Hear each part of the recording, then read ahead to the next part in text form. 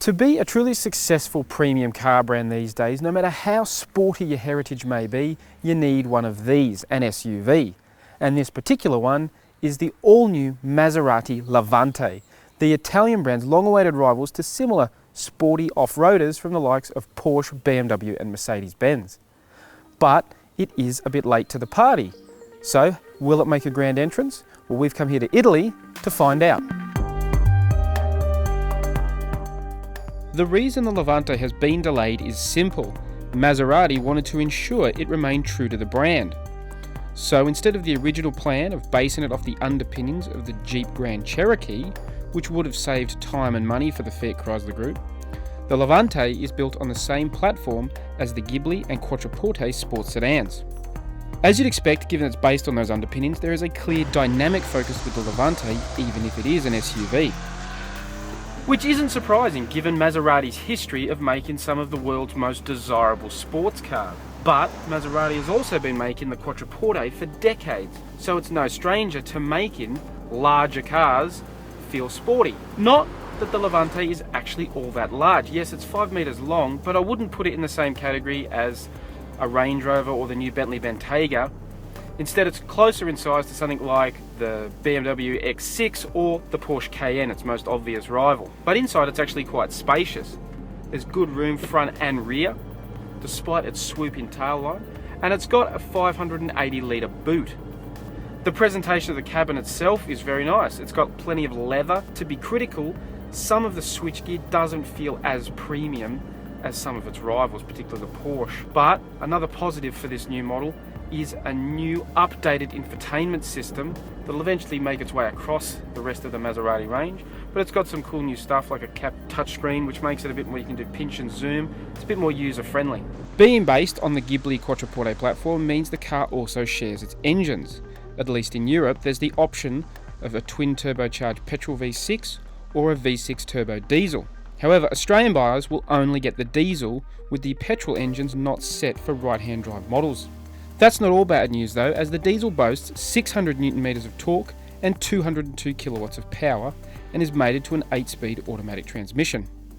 But while on paper it ticks all the boxes, out on the road, the engine just lacks a little bit. You know, look, it's got more than enough. 600 Newton meters is enough pull-in power to get this car moving along all right. But it doesn't really shove you back in your seat like you expect a Maserati to. It just lacks that last little bit of, a real kick. The other letdown is the noise. It's not a bad noise. It makes a nice noise for a diesel. It's quite refined and there's a nice little burble to it, but you don't really get enough of it, particularly compared to something like, modern Jaguars or the Audi SQ5. However, they are talking about maybe changing that when the finished production model comes out, because this is a pre-production car I'm driving. So I guess we'll have to hold off on the final verdict until we drive this car in Australia.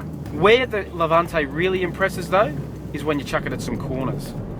Again, not surprising given it is a Maserati. The all-wheel drive system is primarily rear-wheel drive bias, so most of the time you're driving around, 90% of the power is actually going to the rear wheels. That gives it a really sporty, dynamic feel.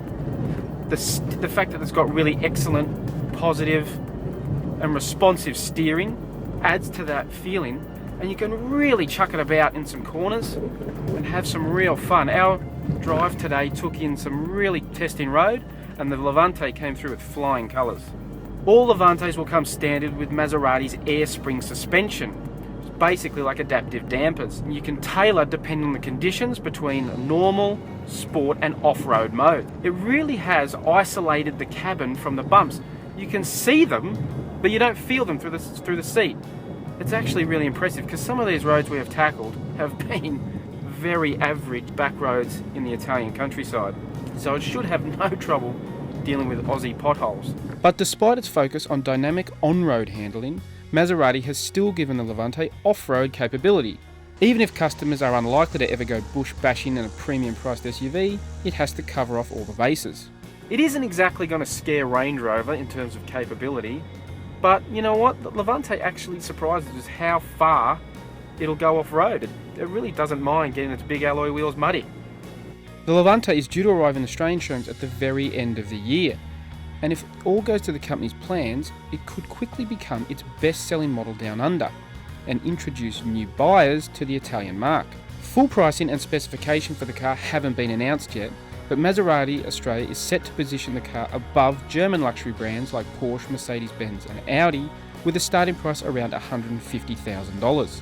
However, the expected popularity of the Levante around the world, plus Maserati's desire to keep numbers limited for exclusivity, means that it won't become as common as the likes of the Cayenne and the Range Rover on the road.